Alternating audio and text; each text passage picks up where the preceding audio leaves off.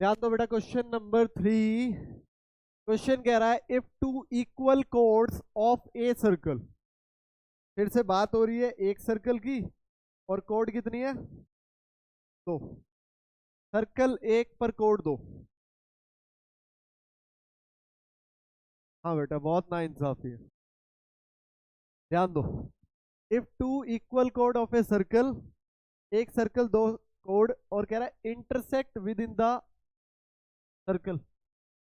Circle के अंदर ही intersect हो रही है दोनों, तो सर्कल को बड़ा बना लेते हैं ताकि फिगर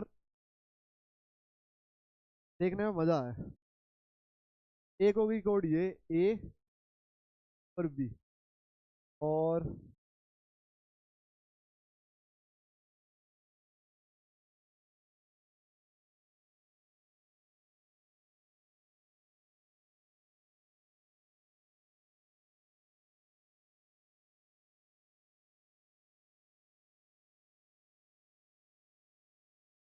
एक कोड होगी ये ए बी, और एक कोड ले लेते हैं ये। ज्यादा बड़ी होगी क्या? इक्वल दिखनी चाहिए, ये ले लेते हैं। ये हो गई सी और डी। आगे क्या कह रहा है? इफ टू सर्कल इक्वल कोड of a circle, if two equal कोड of a circle intersect within the circle, prove that the line joining the point of intersection to the center makes equal angle with the chord। ये कह रहा है question.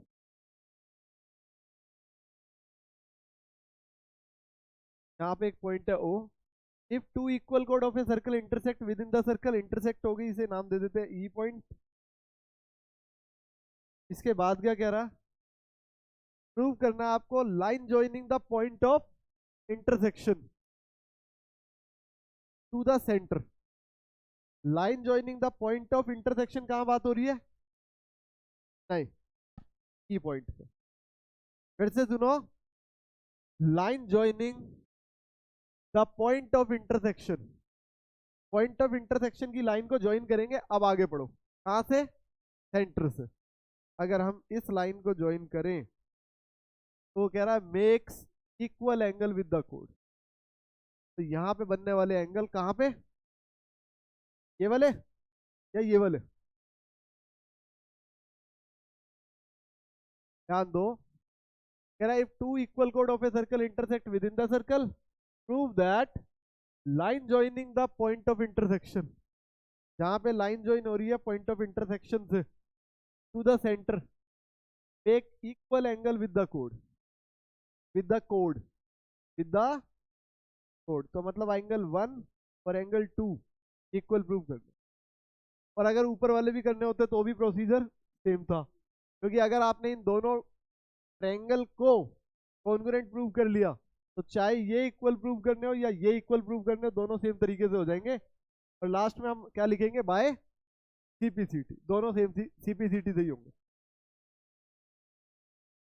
नहीं बेटा, ऊपर angle बनाना और नीचे एंगल बनाना बात सेम नहीं है। यहाँ पे लिखा है एंगल विद द कोड, तो ये एंगल नीचे ही बनने चाहिए। अगर आप ऊपर बनाओगे तो गलत माना जाए।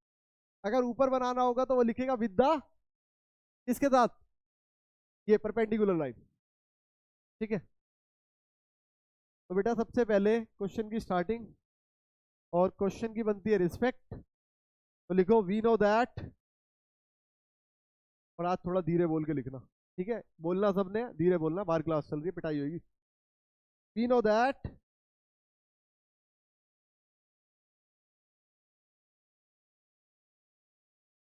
The line drawn to the centre of a circle to bisect a chord, बोलना है, to bisect a chord is perpendicular to the chord।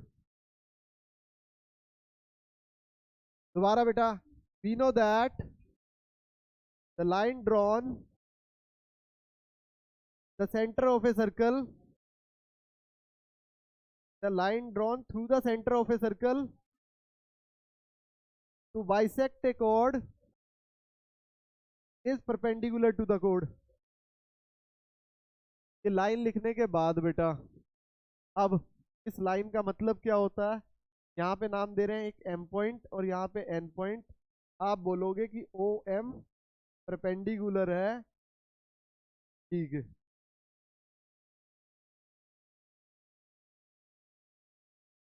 और साथ साथ डी एम इक्वल है डी एम के, ठीक है। और बेटा आप यहाँ पे ये भी बोलोगे कि ओ एन परपेंडिकुलर है किसके, ए बी के। और आप साथ साथ ये भी बोलोगे कि एन इक्वल है किसके, एन बी के, ठीक है। इतना करने के बाद अब in triangle O M E and triangle O N E, ये हो गया बेटा। इन ट्रायंगल ओ एम ई अगर आप ध्यान दो, अभी थोड़ी देर पहले हमने बोला कि यहाँ पे बनने वाला एंगल भी 90 है, यहाँ पे बनने वाला भी एंगल 90 है। तो सबसे पहले तो इसमें से एंगल एम और इसमें से एंगल एन ले लो।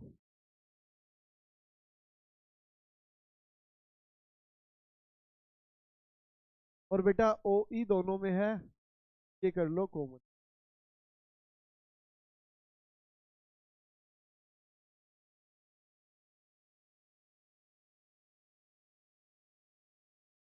और बेटा इसके साथ साथ आप ये भी बोल सकते हो, नहीं एम ई और एन ई इक्वल नहीं ले सकते बेटा, वो गलत माना जाए। ओ एम और O N,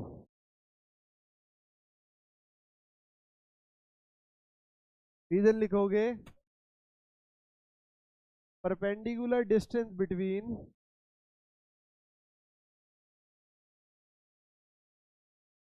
to equal code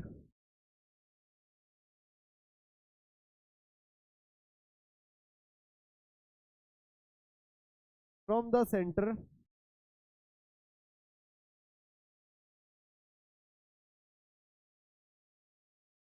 are equal.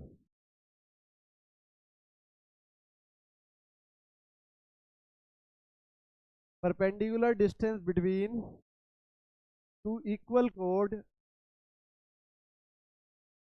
and center are equal, ठीक है।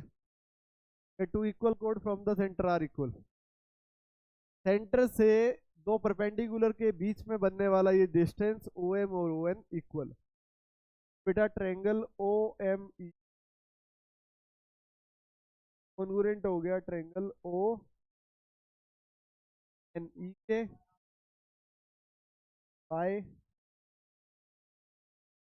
और अगर ये दोनों कॉन्ग्रुएंट हो गए तो फिर angle one equal to angle two हो गया बाय सीपीसीटी। करो बेटा फिनिश करो फटाफट जल्दी से।